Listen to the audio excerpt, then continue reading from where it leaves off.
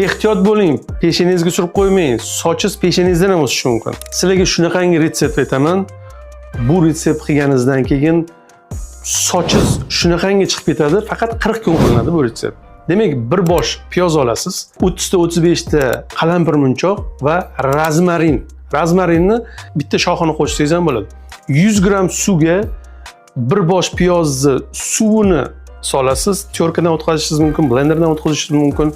Ikkinchisi rozmarinni solasiz va demak qalampir munchoqni solasiz.